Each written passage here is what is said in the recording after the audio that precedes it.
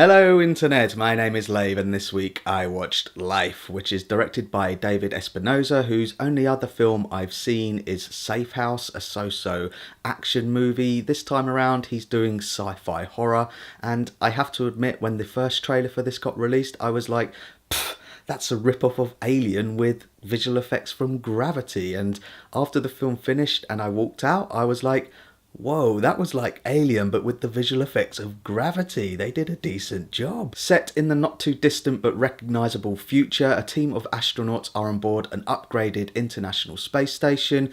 Their mission is to capture a space probe which is on its way back from Mars with samples of the planet. When they catch it, they discover amongst the samples the first signs of life beyond Earth, and they begin to cultivate it, and then shit gets cray-cray. Performance-wise, all of the cast did a really good job, but I'll be the first to admit that they are a bit one-dimensional and very stereotypical. You only have to look at the people that they've cast for evidence of this. Ryan Reynolds plays the cocky, maverick, mouthy astronaut who's always the first one to jump in and be the hero. Rebecca Ferguson plays the safety-conscious doctor responsible for keeping all of the other astronauts safe with firewalls. She even has a couple of Ripley-esque narrations. Hiroyuki Sanada plays pretty much exactly the same character as he did in Sunshine. At one point, they talk about sending someone out to do a spacewalk, and I was like, oh my god, they're gonna send Canada out again. Olga Dihovivhnaya plays the Russian communication expert who is basically just a red shirt. Jake Gyllenhaal is there in the first act, but I did begin to question whether he was even needed, but he's playing another doctor who's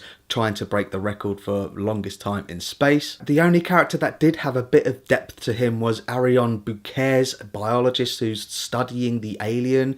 I liked his character quite a lot. Despite the fact that the characters are all very stereotypical, what the film does get right is the camaraderie between them. They're all very likeable, which just meant that I cared, and it felt like there were stakes when they all started dying. At the risk of sounding like a masochist, there are some really good, gruesome, horrifying death scenes in this. In terms of the alien character itself, I really liked that too. I thought the CG was rendered really well. I like the fact that it evolves as it begins to consume stuff. In the film, they describe it as all muscle, all brain, all eye. It's pretty scary. I will say that I preferred it when it was a faceless monster. As it evolves, it does get more features. I'm not saying that it goes, hello, how are you? I'm going to kill you now. I'm just saying I found it more scary when it remained a faceless monster, but anything that is a cross between a spider and a jellyfish is fucking scary. The rest of the CG and the practical live action elements all blend together seamlessly. It's top-notch stuff, and the direction in general is very good. Very early on in the scene, there's a long 10-minute uncut sequence a la Gravity. And speaking of Gravity and Alien, the film is unabashedly just following the same formula. I've said it before in a couple of my other reviews that science fiction horror films have a certain language which they follow.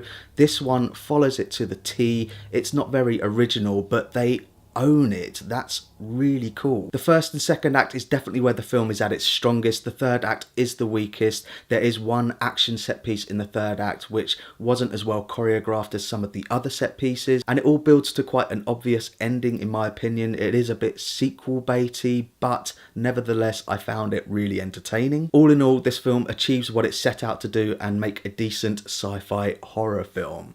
Go and see it. So that's my thoughts on Life, and pause the video if you want to take a closer look at my enjoyment tracker now. I was pleasantly surprised with how much I enjoyed this film. It's one that I'm definitely going to buy when it comes out on Blu-ray. If Alien Covenant doesn't deliver later on in the year, then at least we'll have this. I will say that it is better than Prometheus because I think it doesn't try to be smarter. It doesn't try to answer any larger than life questions. It just does the horror and the science fiction well. So thanks very much for watching my review of Life. I really do appreciate it. If you can, give this video a like, and don't forget to share the Lave. Hello, honey, hello.